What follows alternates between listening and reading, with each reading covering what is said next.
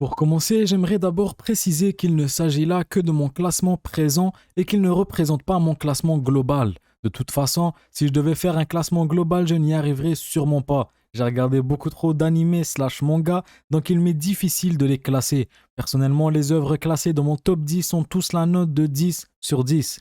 Pour moi, ce qui représente un bon manga est une œuvre dans laquelle je ressens de très fortes émotions, que ce soit tristesse, joie ou frisson. C'est comme ça que je choisis quel manga sera classé dans la majeure partie des cas. Sans plus tarder, passons à mon top 10 manga, tout confondu. En 10e position, on retrouve Mushoku Tensei, un isekai qui a su trouver sa place dans mon cœur. Je regarde beaucoup d'isekai, qu'ils soient bons ou pas, parce que j'aime beaucoup l'univers qu'ils proposent. Mais celui-ci a vraiment été différent de la grande majorité. Il m'a ramené une énorme vague d'originalité et de fraîcheur. Il a complètement été à mon goût, que ce soit l'humour sale, les combats ou l'intrigue, tout était parfait. Je l'ai découvert par hasard une soirée, les premiers épisodes m'ont fait mourir de rire que je me suis laissé emporter. Ce fut un sans faute. Ce qui m'a ramené à le mettre ici est justement le fait qu'il soit une masterclass dans le monde des isekai, un mélange entre slice of life, magie, combat et aventure. Le seul qui puisse lui résister est notre cher ami le slime Rimuru. Et en 9e position, on y retrouve To Your Eternity.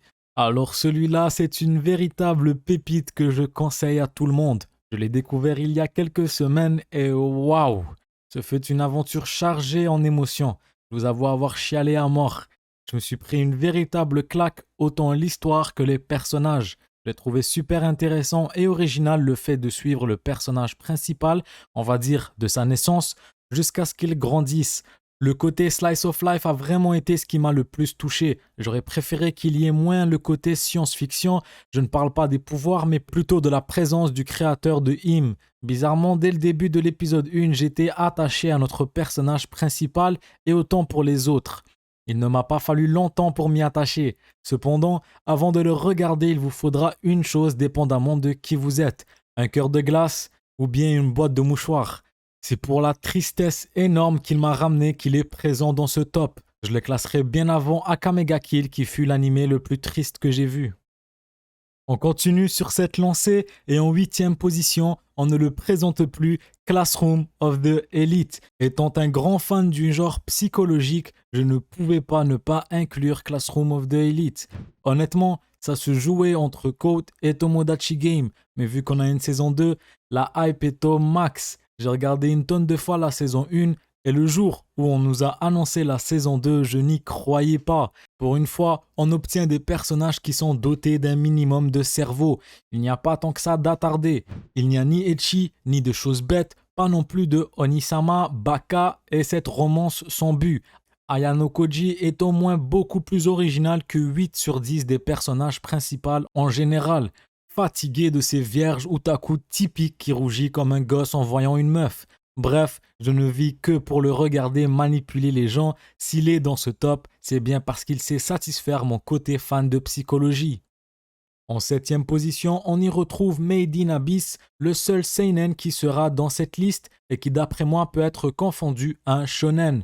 Je parle du côté enfantin des personnages, sinon l'histoire en tant que telle a vraiment été très sombre. Mais ça, je ne l'ai découvert que plus tard. Je pense qu'un peu comme tout le monde en voyant l'affiche de l'animé, on s'est dit qu'il s'agissait là d'un manga pour enfants ou bien que l'histoire serait ennuyeuse.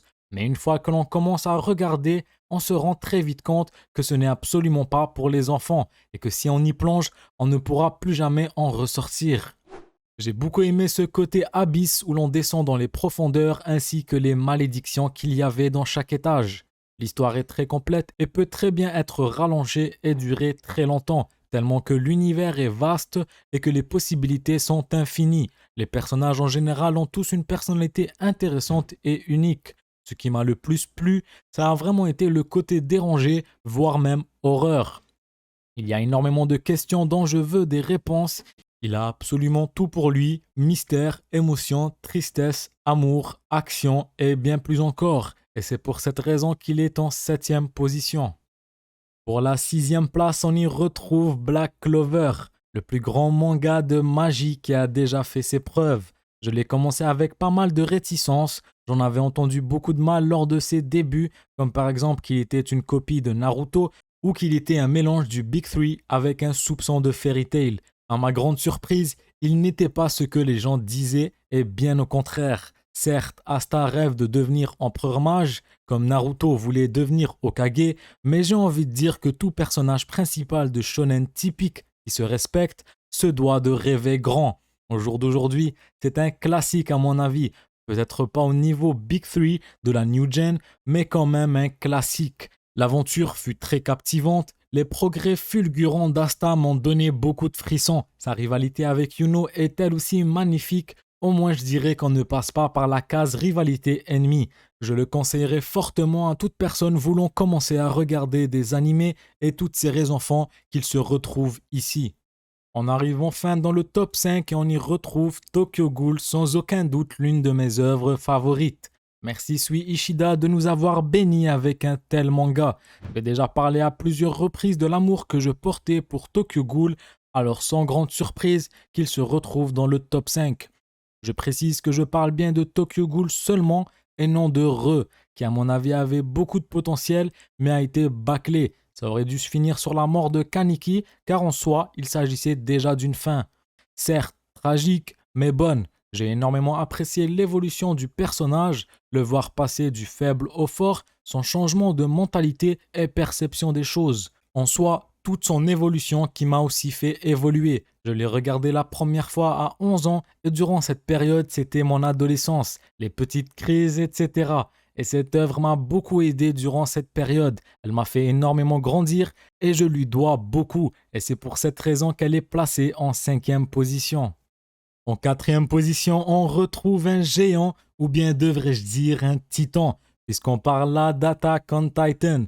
Comment ne pas citer cette pépite? Encore une fois, sans grande surprise, il se retrouve dans mon classement. Je n'ai pas encore fait de vidéo sur ce manga, mais sachez que je l'aime beaucoup. Je pense que c'est l'histoire qui a fait tout le charme de cette œuvre, puisque c'est le sujet principal du manga. Beaucoup de mystères, de moments stressants et peu de moments joyeux, mais qui ont tous été mémorables. Les personnages sont tous incroyables et incroyablement bien détaillés. Eren étant l'un des meilleurs personnages principaux que j'ai vus, il est clairement au-dessus de bien d'autres. Chaque épisode de SNK m'a captivé, même les fillers. Elles étaient tous un voyage émotionnel du début à la fin. Attendre que les épisodes soient diffusés chaque semaine était également une énorme torture. J'ai donc dû lire le manga et c'était un régal aussi, malgré une fin triste et tragique.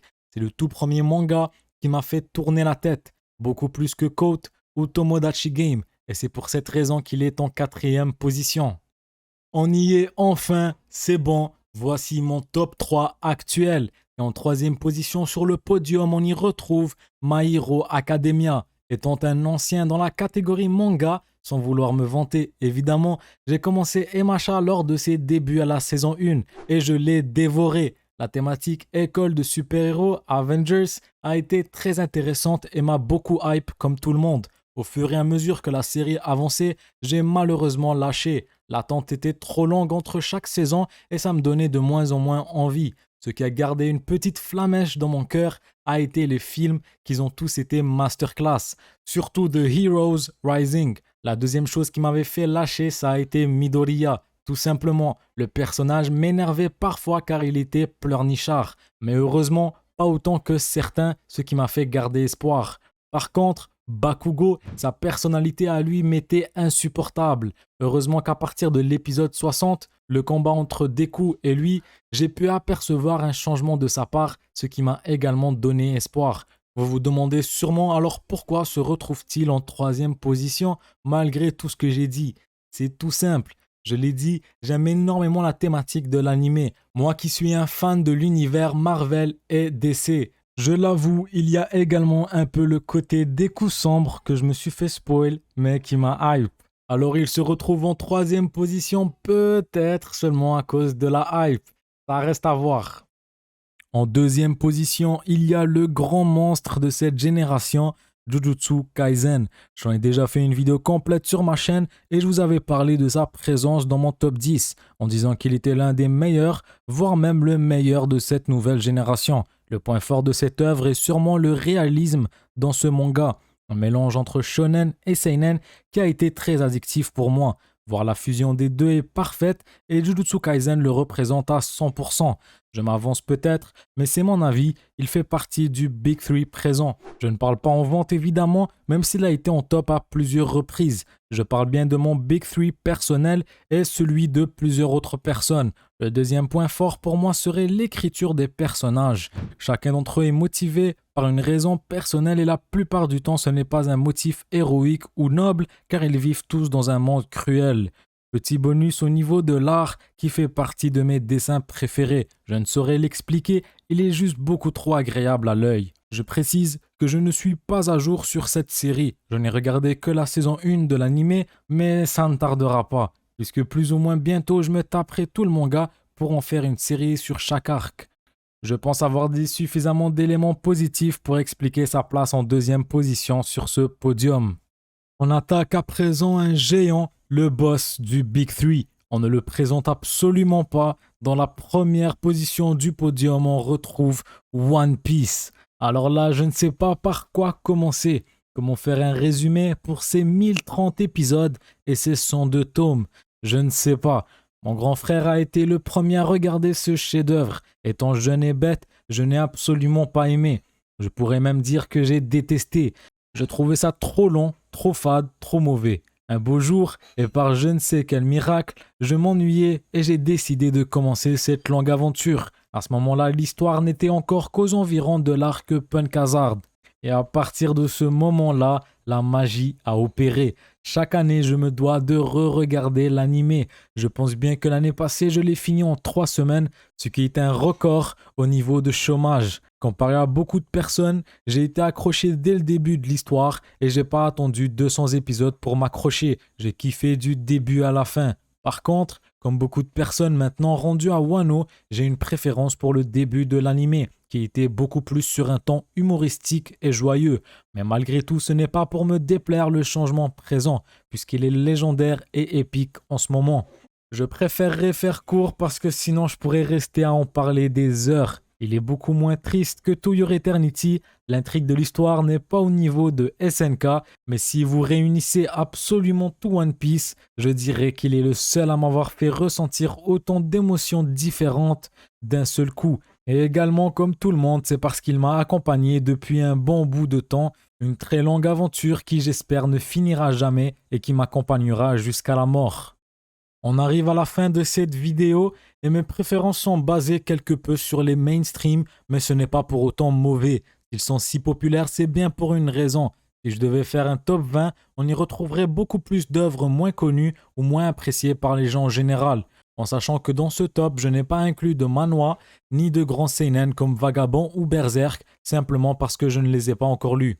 Ce sera tout pour moi aujourd'hui, prenez soin de vous et on se dit au prochain épisode.